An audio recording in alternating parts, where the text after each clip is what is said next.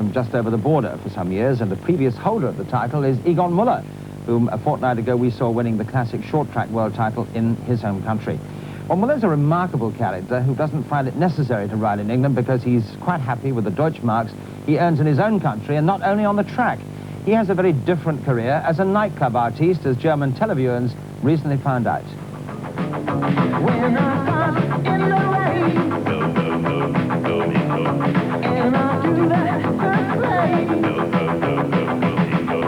down again, round and around, on the Speedway side.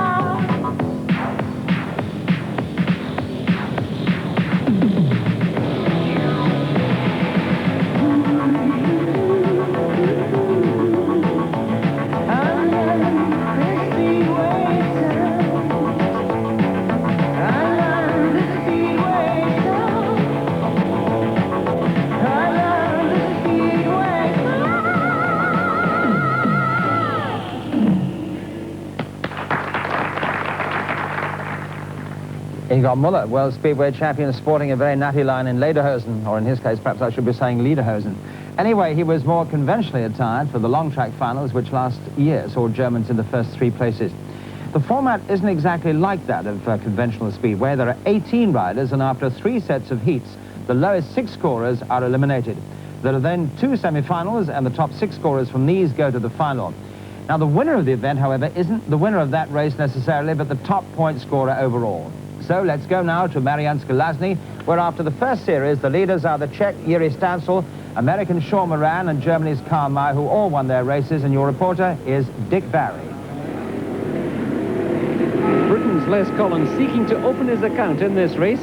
His main opposition will come from the surprise package of the first series of races, Sean Moran and the 2 West Germans, 1979 champion Alice Wiesbach, and the man who took Speedway's world title just a fortnight before this event, Egon Müller from Kielin, northern Germany. The tapes go up, the riders go away, and it's Alice Wiesbach, 1979's long track champion, into the lead.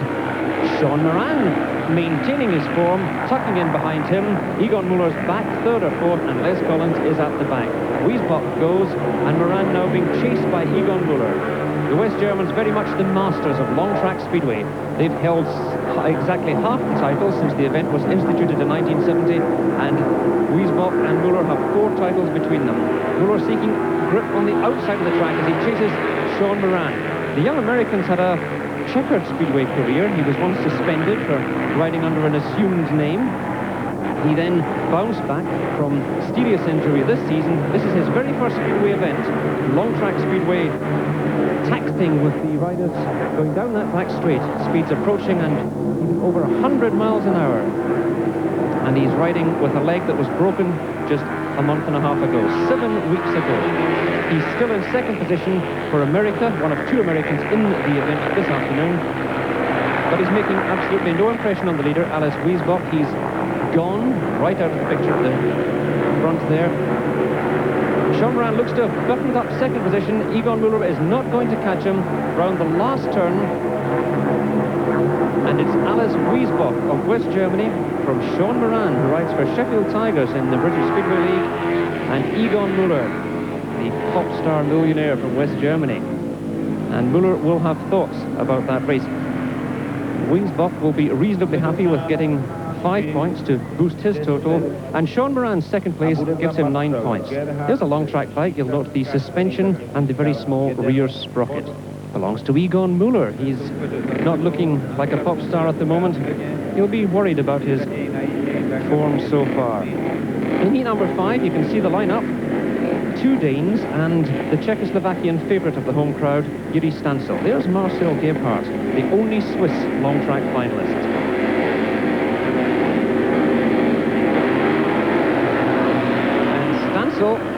Has lifted at the start, right on the inside. Jiří Stancl, pre-match favourite, at the back. He's got problems.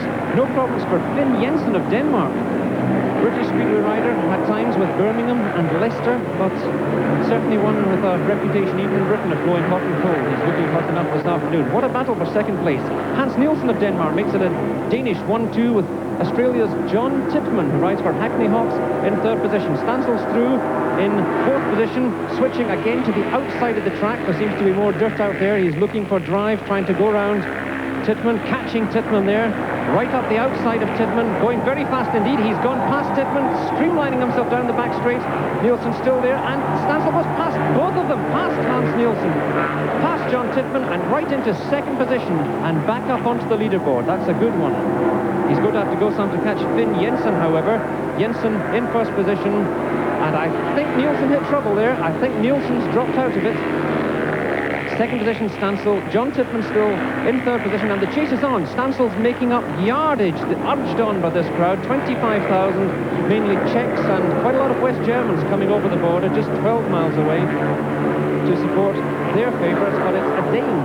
Finn Jensen in the lead from Yuri Stansel. Stansel's been involved in British Speedway at Coventry and Reading for a number of years, but over the line it's Finn Jensen who takes the 5 maximum points for the race win, and Stansel goes second. 4 points, gives him 9. He's level with Sean Moran.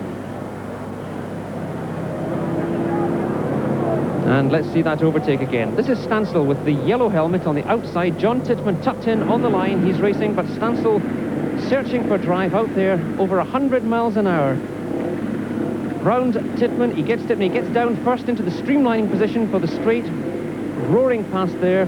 In front still Hans Nielsen. He thinks he's got everything sewn up, and Stansel just keeps the motor on right up the outside, past him and into second position. Thank you. Heat number 6, and Karl Meyer. He's the reigning long track champion, won the title in 1980, took it again last year. Here's the lineup.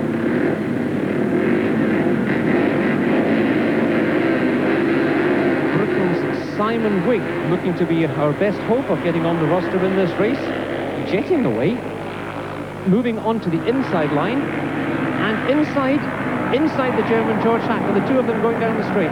Simon Wigg and George Hack, Wiggy from Aylesbury, riding a British machine designed by former long track racer Don Godden, and it seems to have the power. It's inside George Hack, and Simon is going and gone. Thank you. Mr. Hack moves out of the way. Simon Wigg, riding Speedway for Cradley Heath in the British League, his first year in British League, and he's into the World Long Track Championship, looking very nicely indeed. Second his last outing, and a win here could give him equal position at the end of this second series of races with Sean Moran and Yuri Stansel. The battle going on now for second position. Alice Drummel's joined that battle, and reigning champion Klaus Meyer's not forgetting about the business either. He's in fourth position, snapping up their heels. That's George Hack. He's second from West Germany. Alice Drummel's in third position, moving out there, and here comes Klaus Meyer. He knows he wants these points. Down the straight, Meyer on the inside of Germany, the Czechoslovakian Drummel on the outside. Keeping the throttle on, a vital few yards extra into the turn, and back into third position. Simon Wigg still waving the Union Jack. He's leading across the line. Simon Wigg, a good win for the boy from Aylesbury. Second is George Hack. Third man across the line, Alice Drummel, raising whole hopes yet again. But a good one for Simon Wigg. He's now level with Moran and Stansel at this stage. Referee Torrey Kittleson, Mr. Controversy last year in Los Angeles. There's Simon Wigg, not so happy now. A poor fourth place in his third ride has squandered his chances. He was the leader. Now he's got to do it all in his semi-final. There's Michael Lee. He's reserved for this meeting, not called upon to ride, thanks to Sean Moran making that recovery and throwing away his crutches. The first semi-final saw Finn Jensen of Denmark and the Germans Karl Meyer and Alice Wiesbach qualify for an extra ride in the final. Now we see the second semi-final with Sean Moran and Yuri Stansel lining up as the two favourites for this meeting. There's young Sean, 21 years of age, the youngest long track finalist this afternoon. Here's the lineup. Simon Wigg, of course, starting from the outside grid position. If he makes the start, he's got a long way to get across in front of the field before he hits the inside line round that first turn. All important. Hans Nielsen of Denmark, not now looking after his earlier engine failure to be a force to be reckoned with this afternoon. Ivan Major on the inside line. The crafty old warhorse can still produce the worries for the other competitors just by being there. And the two Czechs, Drummel and Stansel, centre field. Moran,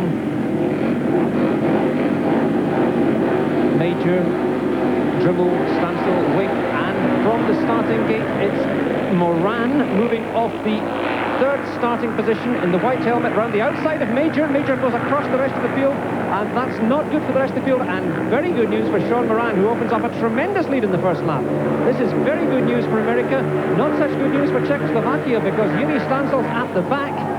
He's coming through now into fourth position, but that's a long way back, and this has opened up an important points lead at this stage for Sean Moran if he keeps going. Alice Drimmel's tucked in there in second position for Czechoslovakia, and the mighty Major still going strong out there in third position round the outside, and he's keeping Stansel back in fourth position. Drimmel looks set in second position now, Major in third, and you can see Stansel in fourth position, Moran at the front. Going very well indeed, incredibly well, when we remember how recently he was hospitalised with a broken thigh bone. August the 7th at Hackney Speedway, guesting for Eastbourne, and this is his first race meeting since. He's certainly making it a good one. Stansel through on the inside of Major. Major coming back and fighting back. He's got the drive. He's still back in third position. And moving up on Drimmel into the last turn now. Drimmel is second. You can see him there. Major is third and round the outside, going for broke. 44 years of age next month and riding like a teenager. And he's squeezed through. He's in. Major second. Drimmel third and Stansel back in fourth. Bad news for the Czechoslovakians and bad news for the home crowd, but good news for that man, Sean Moran. And the last race of the afternoon, the sixth highest scorers in this final race, but Sean Moran, riding number 3, knows that he needs only to finish fourth or better to become America's first long-track World Speedway champion. Finn Jensen, second highest scorer at this stage, again from the outside starting gate that proved the downfall of Simon Wigg. Moran, another excellent gate, but Stansel in the yellow leathers from gate 5 on the outside goes through. The crowd roar their appreciation of the home track man getting into the lead. Sean Moran says, I'm okay, I'm in second position, that's good enough. He can afford to be fourth and still take the title. He can afford to be fifth if Finn Jensen's behind him. And he is at present. They're all behind him except Yuri Stansel. Here comes Stansel. 1 lap gone of 3. 1,000 metres the lap. Almost 2 miles for a race. Moran still sitting pretty in second position. Karl Meyer, last year's world champion, is third and pressing. Moran sitting there. All the weight in long track speedway taken on the right leg, the one that stays on the footrest. The left leg just skims the surface of the track, acts as balance, and Moran is able to avoid too much strain on his injured left leg. Stansel, no strain at all, well in front now. Moran still in second position across the yellow flag into the last lap. Meyer pressing on the inside, pressing through on the inside. Meyer into second position. Moran says, that's okay, I'll move out your way. I'm okay, I'm going to be long track world champion in half a lap's time. All I need to do is keep that bike going. Moran and Meyer both riding British-made Godden machines, and only the Czechs in this final race on the Czechoslovakian Jawas. Here comes one of them. It's Yuri Stansel. He wins the race. He's second overall in points. Karl Meyer, second in the race. He'll finish third in the meeting, but the man we have to congratulate, America's first long-track World Speedway champion, is 21-year-old Sean Moran. In August, he broke his thigh. You can see it. Look at that. He's still limping, favouring that leg as he gets up onto the rostrum to collect the winning honours, the laurel wreath to the winner, Sean Moran. He's 21 years of age, and today the world is his oyster. Yes, congratulations to Sean Moran, and let's just confirm their standings. Sean had 22 points, Stansel, despite that final win, only 20, and Karl Meyer with 18. And somewhat disappointingly, after such a bright start, young Simon Wigg could only finish with in 9th place with 11 points, all accumulated in the first 3 rounds.